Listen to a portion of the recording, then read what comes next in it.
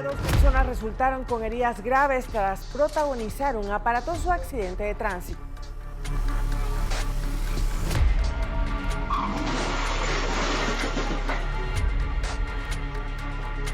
Como muestran las imágenes, esto sucedió cuando la motocicleta en la que se movilizaban se estrelló contra la fachada de un establecimiento comercial.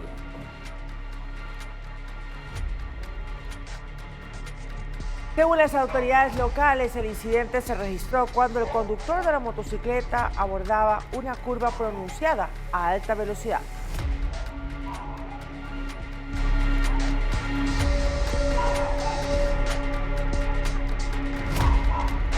Este siniestro encendió las alarmas sobre las consecuencias de no respetar los límites de velocidad en el vecino país.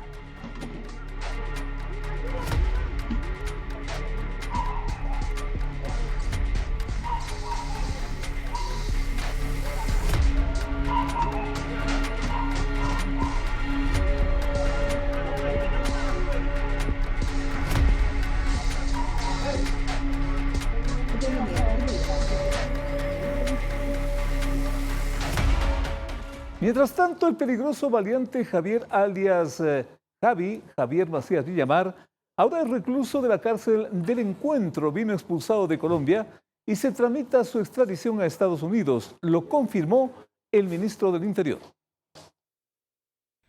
Con las manos esposadas, casco y chaleco antibalas, bajó del avión que lo trasladó desde Colombia. Ronald Javier Macías Villamar, alias Javi, fue ubicado en la ciudad de Bogotá y luego de cumplir con los trámites diplomáticos, expulsado por las autoridades colombianas y llegó a Guayaquil bajo un fuerte resguardo policial para responder por los delitos de lavado de activos y ser el presunto líder de la estructura criminal de los choneros. Quien hace 1 año, 4 meses estaba siendo investigado y buscado por las autoridades del Ecuador. En la pista del aeropolicial le dio la bienvenida al ministro del Interior, John Reinberg. En sus declaraciones reveló que le espera la cárcel del Encuentro en la provincia de Santa Elena y que su suerte está echada. El ministro compartió fotografías de Macías Villamar en la cárcel de máxima seguridad, donde va a esperar su proceso para luego de eso ser extraditado también hacia los Estados Unidos. Alias Javi estaba considerado uno de los principales objetivos criminales de Ecuador y burló a la justicia por más de 1 año. Vivió en Colombia con identidad falsa. Sobre el sujeto estaba vigente circulación roja de Interpol por delitos de homicidio, lavado de activos, enriquecimiento ilícito y concierto para delinquir. Aquellos que hoy que están asustados por el decreto que el presidente Daniel Noboa acaba de sacar, que están buscando salir del país, que están buscando ir, no van a tener donde esconderse. Colombia informó que alias Javi fue entregado a las autoridades ecuatorianas para que responda por los delitos que era buscado en el país en el marco de la cooperación bilateral.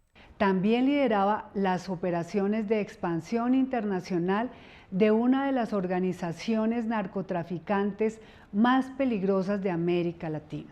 Marcador delictivo, gobierno 3, chonero 0. Horas atrás fueron extraditados a Estados Unidos Celso Moreira Heredia, alias Patucho Celso, y Darío Javier Peñafiel Nieto, alias Topo, para enfrentar cargos por narcotráfico y asociación ilícita. Iván Casamen, Noticias 7. Varios funcionarios de migración quedaron detenidos tras el operativo policial Gran Fénix 34. Se aplicó en Guayas y Tungurahua contra una red de tráfico ilegal de migrantes. Mediante trabajo coordinado entre la Policía de Ecuador, Departamento de Seguridad de los Estados Unidos y Fiscalía, las unidades operativas ejecutaron 6 allanamientos en busca de 5 personas, entre funcionarios y exfuncionarios de la Oficina de Migración, implicados aparentemente en la entrega de visas y pasaportes falsos. La presunta estructura delictiva aparentemente tenía capacidad para facilitar desplazamientos internacionales mediante la utilización de documentos de viaje fraudulentos. Se dedicaba a negociar identificaciones o pasaportes de nacionalidades españolas y también ecuatorianas con visas americanas para suplantar identidades y enviarlos a esos países. De acuerdo con las investigaciones que duraron 9 meses, la red utilizaba como principal punto de tránsito el aeropuerto José Joaquín de Olmedo de Guayaquil, desde donde presuntamente facilitaban el ingreso y salida de personas a varios países de Europa evadiendo controles migratorios y de seguridad aeroportuaria. Recibían un valor de aproximadamente entre 5.000 y 10.000 dólares por cada pasajero que lograban ellos captar.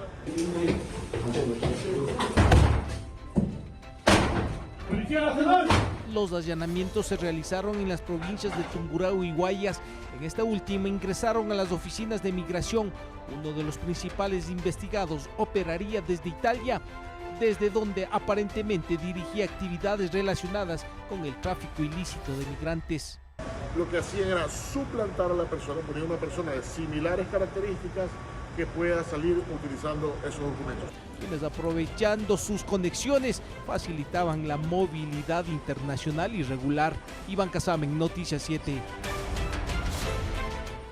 Un golpe estimado en más de 8 millones de dólares propinaron los militares a la extracción ilegal de material aurífero. La intervención fue en el cantón Tena de la provincia del Napo.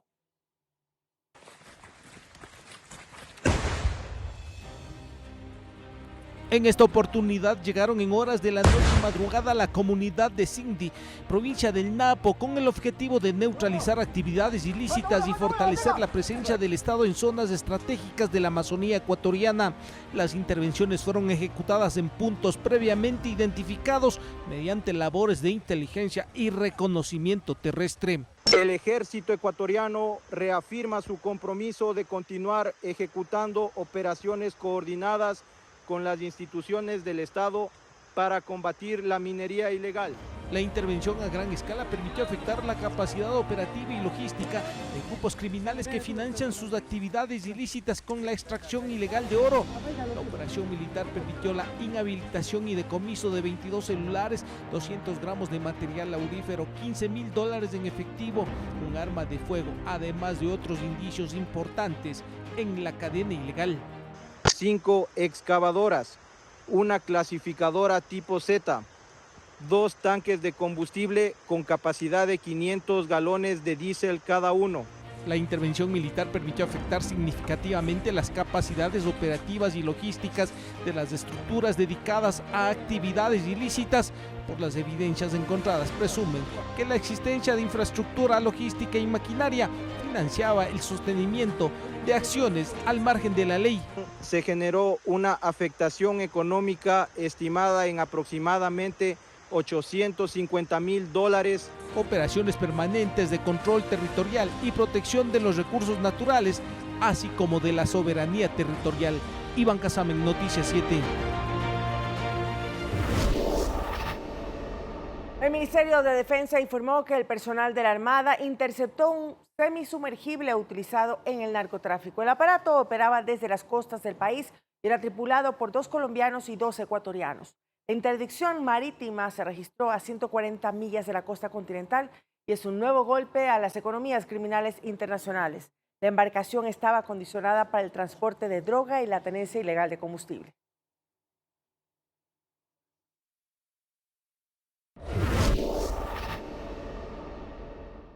En una operación binacional de alto impacto, la policía del país y Colombia, en un trabajo coordinado con la Fiscalía y la DEA, lograron desmantelar un megacentro de procesamiento de droga en Nariño. La intervención fue quirúrgica. Se destruyó un laboratorio con capacidad para producir 3 toneladas de clorhidrato de cocaína al mes. El resultado de esta ofensiva es demoledor para las finanzas criminales. Más de 2.3 toneladas de cocaína incautadas, además de cientos de galones y kilos de insumos químicos claves para la fabricación de estos productos. Esta estructura está vinculada a las disidencias de las FARC y operaba como una red logística vital que movía la droga desde Colombia hacia el Ecuador para luego ser enviada a mercados de Centroamérica y de Norteamérica.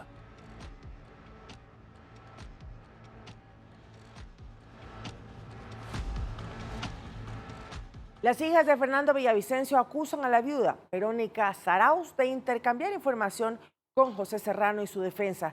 Piden excluirla como acusadora particular en el caso que se encuentra en etapa preparatoria de juicio. Además se ve como una de las víctimas de este caso es la que les da información a ellos. ¿Quién es esa persona? Verónica Zarauz. Esto es lo que decían las hijas de Fernando Villavicencio contra la viuda Verónica Zarauz. Y justamente sobre ella fue el pedido que se realizó apenas instalada la audiencia preparatoria de juicio en el caso Magnicidio FB, donde se busca dar con los presuntos autores intelectuales del asesinato del ex candidato presidencial. Piden que Zarauz sea excluida como acusadora particular. Aducen conflicto de intereses.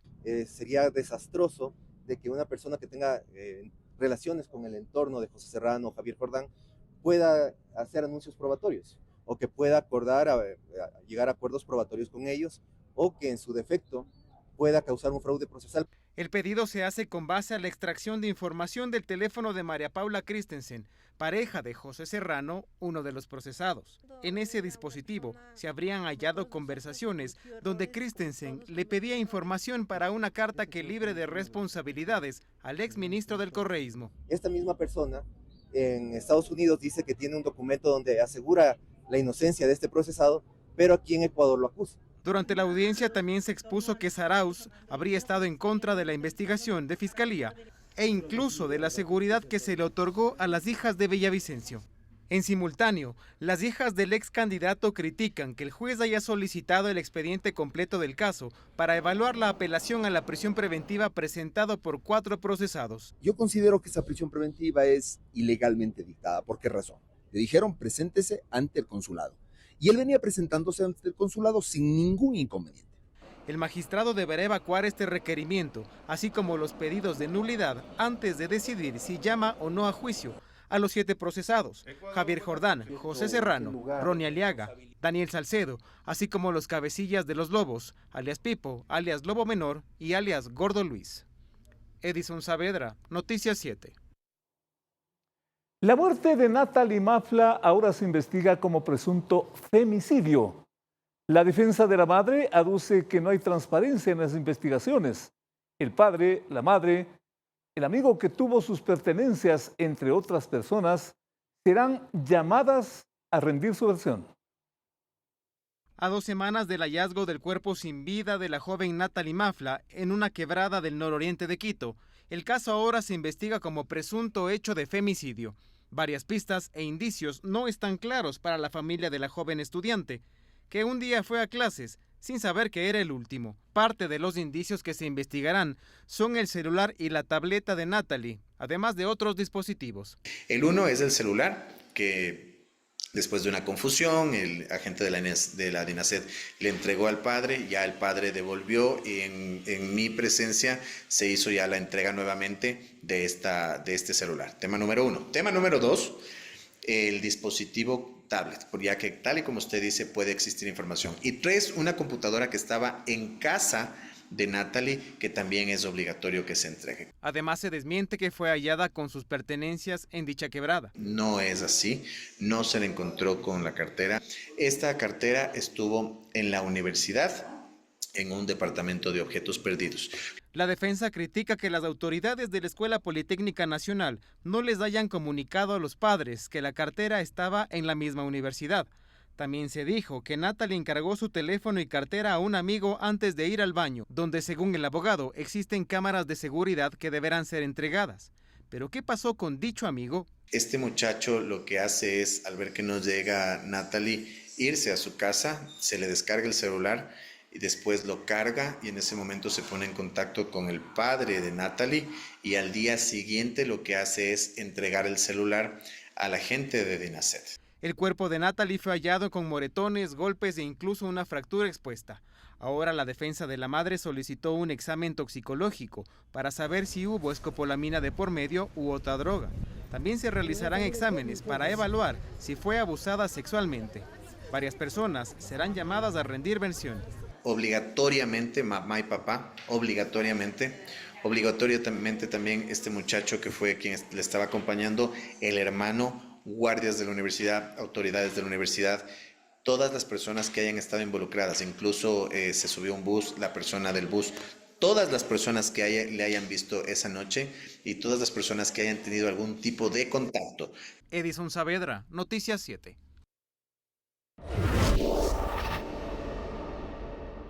En un recorrido por la provincia de El Oro, el presidente de la República entregó 74 títulos de propiedad rural que legalizan la tenencia de 240 hectáreas de terreno. Lo hizo en el cantón Santa Rosa, donde también repartió 500 paquetes tecnológicos agrícolas para más de 2.000 productores y 50 identificaciones de la agricultura familiar campesina. Aseguró que también hay un presupuesto de 413 millones de dólares para la rehabilitación del Colegio Marcabelí, para la unidad Jorge Enríquez Chávez y la Escuela Vicente Rocafuerte. 1.976 estudiantes son beneficiados. Tienen un gobierno que los acompaña y que entiende que detrás de cada productor hay una familia que trabaja. Y esa familia trabaja todos los días para sacar adelante a sus hijos, para sacar adelante sus fincas, su tierra y su provincia. Hoy entregamos 74 títulos de propiedad rural, 500 paquetes tecnológicos y 50 carnets de la agricultura familiar campesina. También estamos trabajando fuertemente en el oro, en el riego. Entregamos el diseño definitivo para el Cantón Piñas de un sistema de riego tecnificado que se convertirá en más producción, en más empleo y en más potencial para el Cantón Piñas. En Manabí, el gobierno entregó más de 4 millones de dólares en medicamentos e insumos para la red de salud pública de esa provincia. Las autoridades enfatizaron que el cargamento se distribuirá progresivamente a las casas de salud rurales, urbanas de la zona. Con un recorrido de las autoridades de salud para constatar la operatividad del sistema público en Manabí, el ministro Jaime Bernabé entregó a los responsables de las unidades médicas de la provincia cerca de 4.2 millones de dólares en fármacos como hipertensivos, antibióticos y analgésicos. La directora provincial Marta Pita enfatizó que el cargamento será distribuido en todos los espacios rurales y urbanos. En gran agradecimiento a esta entrega tan importante para la provincia e inmediatamente a distribuir a cada una de nuestras entidades operativas desconcentradas. El objetivo de la entrega es generar una respuesta oportuna ante los requerimientos médicos de la comunidad a través del abastecimiento de medicinas e insumos. Varios de los primeros beneficiarios resaltaron la importancia de contar con medicamentos en stock. Algunas madres de familia que emitieron sus comentarios tuvieron a sus pequeños en el quirófano poco antes. Mi hijo ha estado mejorando, cada día que ha venido ha seguido mejorando. Después de la cirugía no me quejo de la sala de pediatría porque las licenciadas han estado pendientes a la niña. Las autoridades de salud durante la visita en Manabí verificaron la calidad de la atención, capacidad operativa y los procesos hospitalarios. Sofía Vintimilla, Noticias 7. El movimiento político Unidad Popular quedó reincorporado a la lista de organizaciones reconocidas por el Consejo Nacional Electoral. Ocurre mientras los partidos y movimientos buscan definir candidaturas para las próximas elecciones seccionales. El cronograma de preparación para los comicios establece que hasta el próximo 2 de julio, los partidos y movimientos políticos deben seleccionar con sus militantes, afiliados o adherentes a sus candidatos para las elecciones seccionales de noviembre próximo. Para este proceso obligatorio que dispone el Código de la Democracia, el Consejo Nacional Electoral actualizó el listado de organizaciones políticas habilitadas para los comicios. La organización Unidad Popular Lista 2 consta como habilitada y sin ningún tipo de observación, luego del dictamen del Tribunal Contencioso Electoral que desechó su eliminación del registro electoral por una decisión adoptada por el Consejo Nacional Electoral. En todo caso, nosotros seguimos preparando nuestra participación. Tenemos una base, una estructura en 200 cantones y por supuesto hemos adelantado conversaciones con distintas fuerzas políticas en distintos territorios que vamos a ir aliados. No van a poder evitar que una fuerza social de izquierda, como Unidad Popular, deje de participar. En dicha actualización ya no consta en el registro el movimiento Construye. Entre tanto, la Revolución Ciudadana mantiene su carácter de suspensión temporal. La dirigencia del correísmo postergó el anuncio de alianzas para participar con candidatos propios en las próximas elecciones. Ratifican que estarán presentes en las papeletas. Entonces no nos quita a nosotros del sueño porque nosotros desde un inicio planteamos alianzas políticas en los territorios para ofrecerle algo distinto al país. Oportunamente las demás organizaciones políticas anunciarán la fecha de sus elecciones primarias. Javier Ceballos, Noticias 7. Subsiste la expectativa sobre el futuro de la tasa de recolección de basura en Quito. La demanda de inconstitucionalidad de este trámite se espera una resolución. Concejales, comunidad y la administración municipal aguardan por la resolución de la Corte Constitucional sobre las demandas de inconstitucionalidad sobre los costos de la actual tasa de basura. Será la Corte Constitucional quien fije dos parámetros, uno que no exista afectación a los usuarios y el otro el que garantice la sostenibilidad financiera, evidentemente de un servicio público que es fundamental para la ciudad. En una entrevista para Noticias 7 Matinal, el edil Andrés Campaña resaltó que la reforma a la ordenanza que establece los costos mensuales para la recolección de basura probablemente no se dé durante esta administración municipal. Yo quiero recordarles a ustedes que la única persona que puede presentar un proyecto de reforma de la ordenanza en este ámbito, que es el ámbito tributario, es el alcalde Pavel Muñoz. Y el alcalde Pavel Muñoz ha sido muy enfático en señalar que no va a presentar ninguna reforma a esa ordenanza. Además, advirtió sobre inconvenientes persistentes de recolección en zonas urbanas y rurales de la urbe, que de acuerdo a varias autoridades incluso ha desencadenado plagas que ponen en riesgo la salud de la comunidad. Pero también es necesario que exista el trabajo articulado, coordinado de varias instituciones municipales. Por ejemplo, de EMOB, que garantice el buen estado de las veredas, de las aceras y de los parterres. Por ejemplo, también de MAPS, que garantice el buen estado de la red de alcantarillado. Sin embargo, es necesario recordar la importancia de la corresponsabilidad ciudadana para evitar botar basura en espacios públicos, sacar los desechos en horarios establecidos y no dejar tereques en las aceras. Sofía Vintimilla, Noticias 7.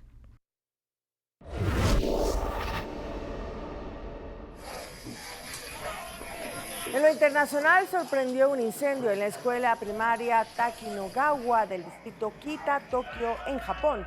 Se originó en la aula de música del cuarto piso con un sonido fuerte similar a una explosión.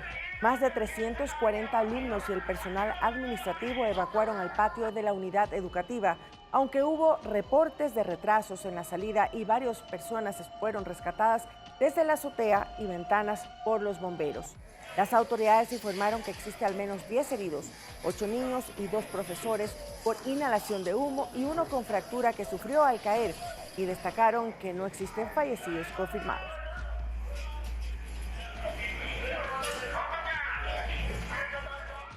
Lenta pero animada se observa la reapertura del Estrecho de Hormuz tras el convenio entre Irán y los Estados Unidos que congela la guerra e impulsa a buscar un acuerdo total para la paz en el Medio Oriente.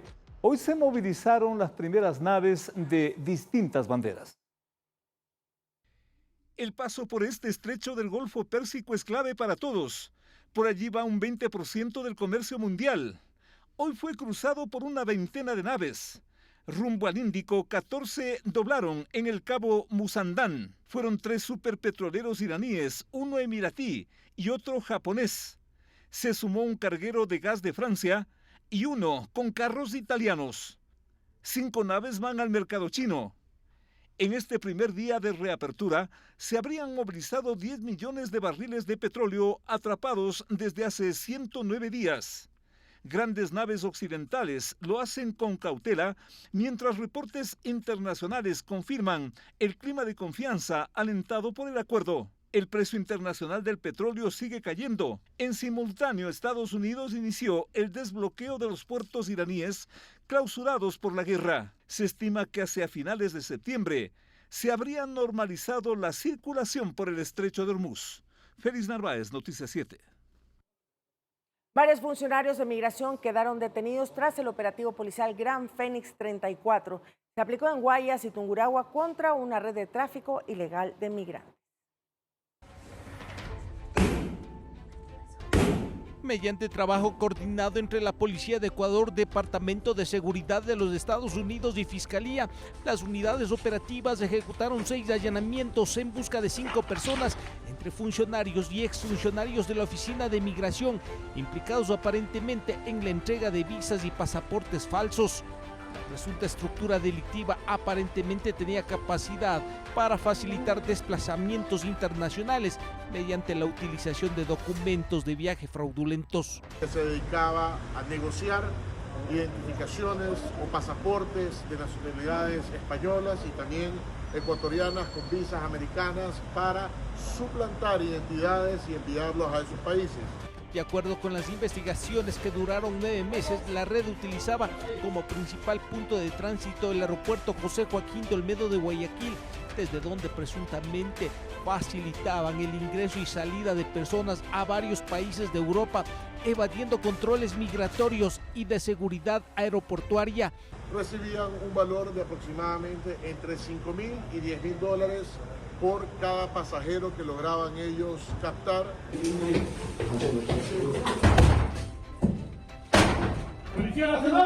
Los allanamientos se realizaron en las provincias de Tungurahua y Guayas. En esta última ingresaron a las oficinas de migración. Uno de los principales investigados operaría desde Italia, desde donde aparentemente dirigía actividades relacionadas con el tráfico ilícito de migrantes. Lo que hacían era suplantar a la persona, poner una persona de similares características que pueda salir utilizando esos documentos. Quienes, aprovechando sus conexiones, facilitaban la movilidad internacional irregular. Iván Casamen, Noticias 7. El peligroso maleante Javier Macías Villamar, alias Javi, ahora es recluso de la cárcel del Encuentro. Vino expulsado desde Colombia y se tramita su extradición a los Estados Unidos. Lo confirmó el ministro del Interior, John Renner. Con las manos esposadas, casco y chaleco antibalas, bajó del avión que lo trasladó desde Colombia. Ronald Javier Macías Villamar, alias Javi, fue ubicado en la ciudad de Bogotá y luego de cumplir con los trámites diplomáticos, expulsado por las autoridades colombianas y llegó a Guayaquil bajo un fuerte resguardo policial para responder por los delitos de lavado de activos y ser el presunto líder de la estructura criminal de los choneros. Quien hace 1 año, 4 meses estaba siendo investigado y buscado por las autoridades del Ecuador. En la pista del aeropolicial le dio la bienvenida al ministro del Interior, John Renner. En sus declaraciones reveló que le espera la cárcel del Encuentro en la provincia de Santa Elena y que su suerte está echada. El ministro compartió fotografías de Macías Villamar en la cárcel de máxima seguridad, donde va a esperar su proceso para luego de eso ser extraditado también hacia los Estados Unidos. Alias Javi estaba considerado uno de los principales objetivos criminales de Ecuador y burló a la justicia por más de 1 año. Vivió en Colombia con identidad falsa.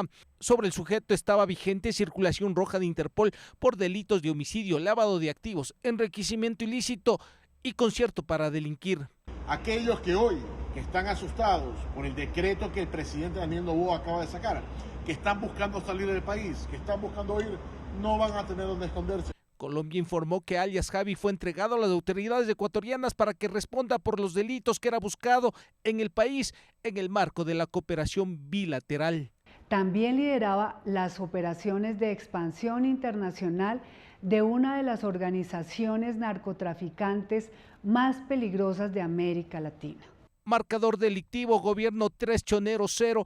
Horas atrás fueron extraditados a Estados Unidos Celso Moreira Heredia, alias Patucho Celso, y Darío Javier Peñafiel Nieto, alias Topo, para enfrentar cargos por narcotráfico y asociación ilícita. Iván Casamen, Noticias 7. Un golpe estimado en más de $8 millones propinaron los militares a la extracción ilegal de material aurífero. La intervención fue en el cantón Tena, en la provincia de Napo.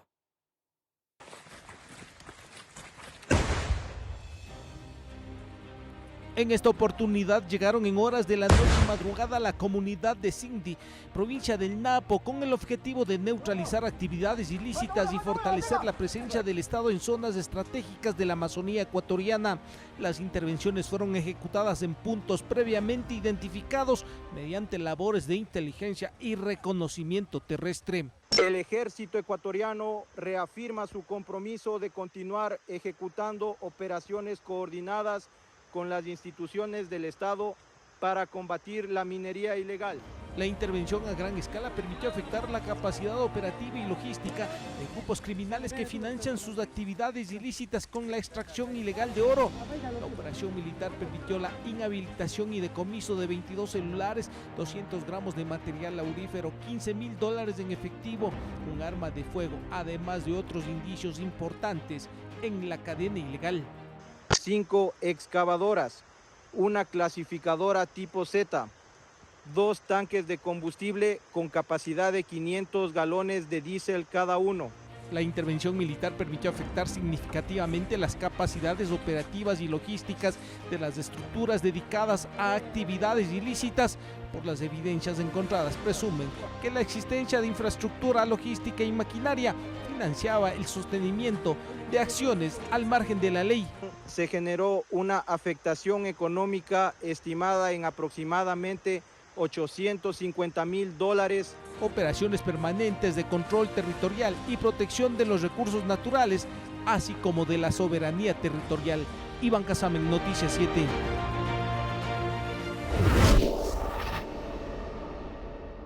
El Ministerio de Defensa informó que personal de la Armada interceptó un sumergible utilizado en el narcotráfico. El aparato operaba desde las costas del país y era tripulado por 2 colombianos y 2 ecuatorianos. La intersección marítima se registró a 140 millas de la costa continental y es un nuevo golpe a las economías criminales internacionales. La embarcación estaba condicionada para el transporte de la droga y la tenencia ilegal de combustible.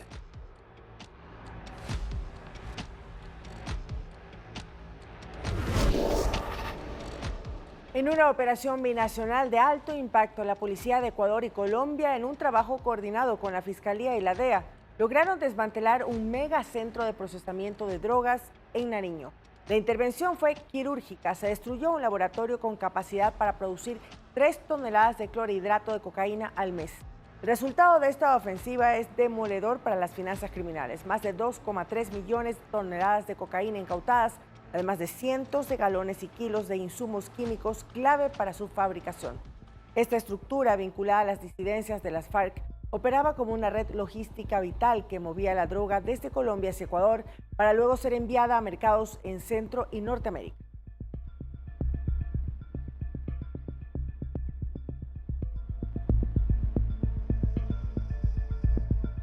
Las hijas de Fernando Villavicencio acusan a la viuda Verónica Zarauz de intercambiar información con el exministro José Serrano y su defensa. Piden excluirla como acusadora particular en el caso que se encuentra en la etapa preparatoria de enjuiciamiento. Además se ve como una de las víctimas de este caso es la que les da información a ellos. ¿Quién es esa persona? Verónica Zarauz.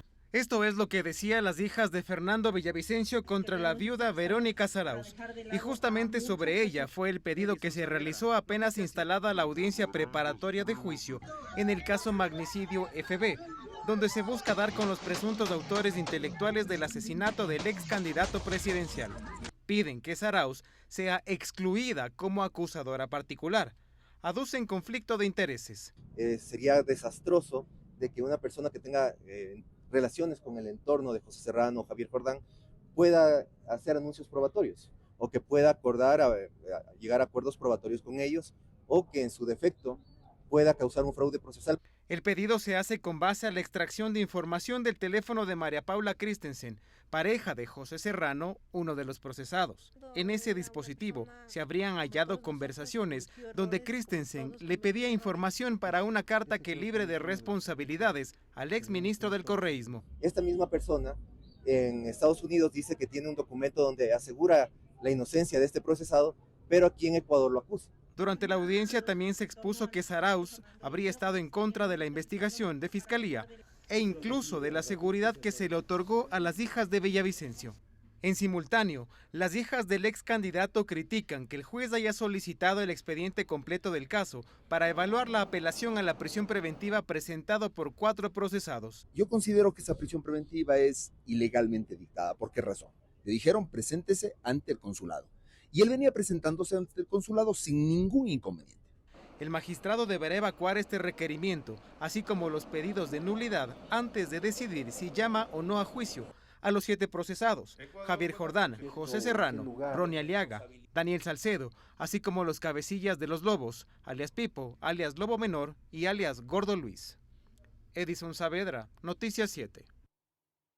La muerte de Natalie Nafla ahora se investiga como un presunto femicidio. La defensa de la madre aduce que no hay transparencia en las investigaciones. El padre, la madre, el amigo que tuvo sus pertenencias, entre otras personas, serán llamadas a rendir versión. A 2 semanas del hallazgo del cuerpo sin vida de la joven Natalie Mafla en una quebrada del nororiente de Quito, el caso ahora se investiga como presunto hecho de femicidio.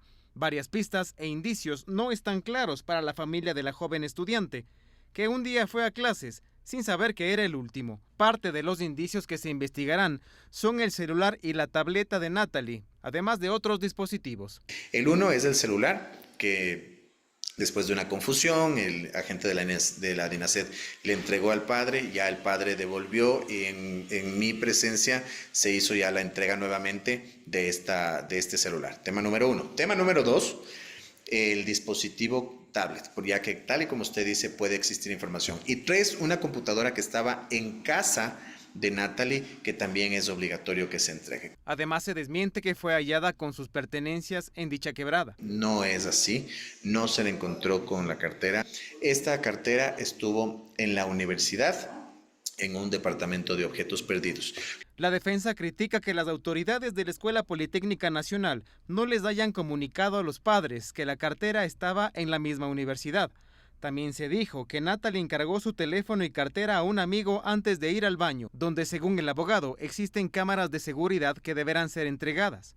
¿Pero qué pasó con dicho amigo? Este muchacho lo que hace es, al ver que no llega Natalie, irse a su casa, se le descarga el celular y después lo carga y en ese momento se pone en contacto con el padre de Natalie y al día siguiente lo que hace es entregar el celular a la gente de DINASED. El cuerpo de Natalie fue hallado con moretones, golpes e incluso una fractura expuesta.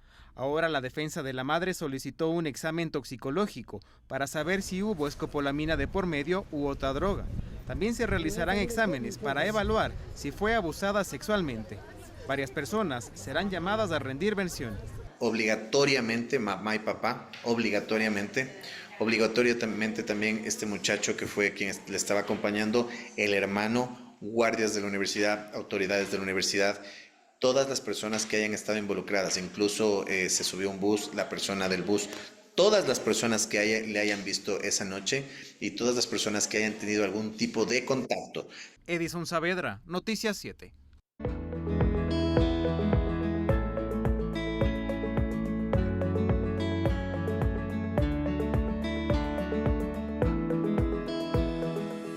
Y este domingo será un día distinto, muy especial para todos. Es el Día del Padre, una celebración dedicada a reconocer el aporte de los creadores de vida y del desarrollo de todas las familias. Así es, Ecuador, Estados Unidos y varios países latinoamericanos festejan este día.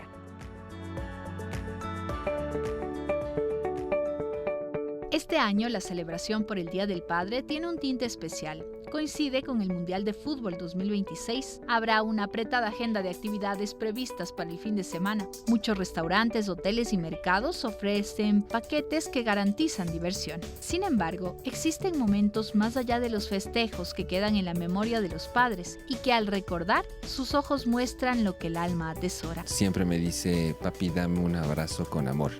Y me abraza y me besa y eso llena un montón la vida. Papi, eres el más guapo. ya ella me enamora más. Pues papito, eres el mejor del mundo. Y me lo dijo frente de todo su colegio. Ese es el mejor regalo que yo tuve. Padres que también son hijos y buscan los mejores regalos para ese ser tan especial. A mi padre siempre le gustó jugar ecuavoli y para mí verle jugar era lo máximo. Yo nunca fui un buen jugador de ecuavoli, pero verle a mi padre era lo máximo. Así que para mí ese es un grato recuerdo que lo llevo. Y otros que lo recuerdan con amor, gracias a los padres y esos cuidados que brindan. Sin percatarse, aprenden a ser buenos padres ellos también. Él me dio todo lo que soy. Me dio lo que no tuvo.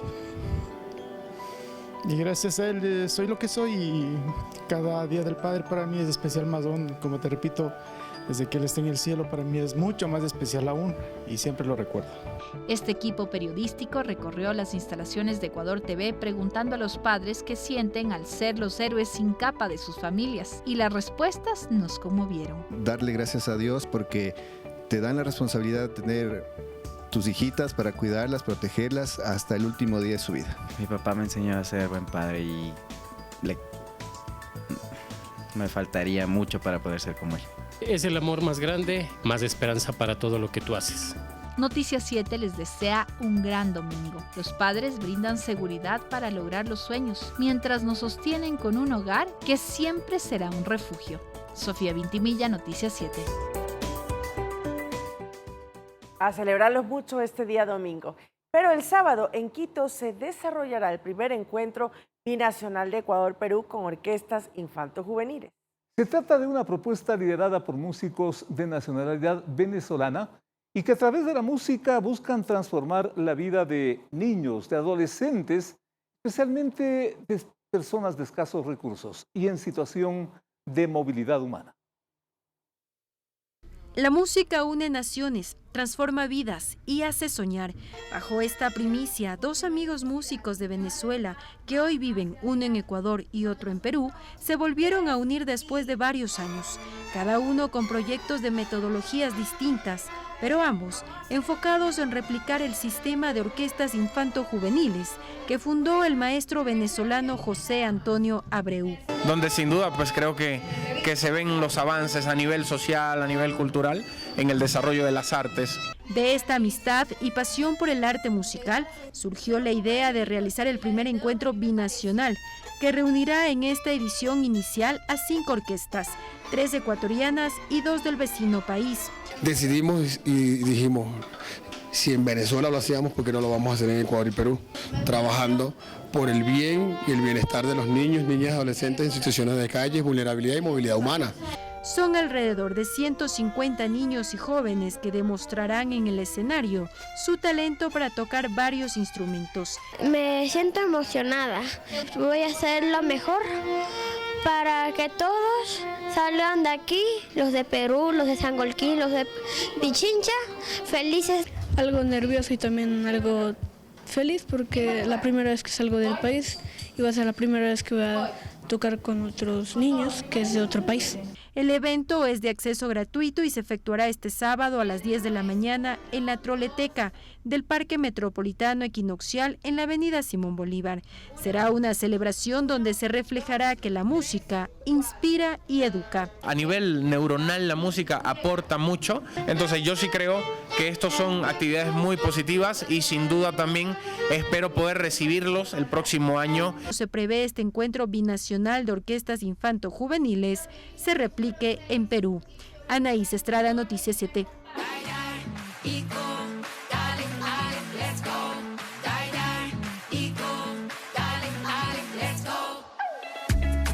Y el optimismo vuelve a los hinchas del fútbol nacional, muchos de los cuales están convencidos que este sábado, el día de mañana, el Ecuador va a tener una victoria, vencerá a Curazao. Tiene que ser así, Félix. Tiene que ser así. Afirman que el sueño de ganar otros partidos en el Mundial se mantiene. Vamos a ver. Este sábado Ecuador se enfrentará a Curazao en su segundo partido oficial de la Copa del Mundo y el ánimo de la fanaticada sigue en pie. Tenemos un equipo que es muy joven, a diferencia de otros que ya tienen una experiencia mucho más grande. Pero tenemos que apoyarlos porque ellos están demostrando cuánto valen, lo que son y que defienden mucho a nuestro país. Tienen que echarle ganas, a guerrear, guerreros. Vamos, que sí podemos. Si la Tri gana, también las ventas de camisetas, gorros, banderas, bufandas crecen. A $7 y la grande a $10. Las gorritas a $6, que son los arlequines. Tenemos banderas y así algunos artículos del Ecuador. Los aficionados llegan de a poco a adquirir la piel de la selección. Los hinchas consultados creen que esta vez la tricolor anotará goles. Yo creo que mañana toca ganar de ley. Por mi parte creo que ganamos 2-1. Ganamos 3-0 mínimo. ¿Goles de qué? De Ener y de Plata. Sí confían ellos. Que van a ganar 2-1. Que ahora sí van a ganar, ojalá. 1-0 por lo menos. ¿Gol de quién? De Egner Valencia. Confío en él. El triunfo de Ecuador significará doble felicidad para algunos padres futboleros que conmemoran su día este domingo. Anaís Estrada, Noticias 7.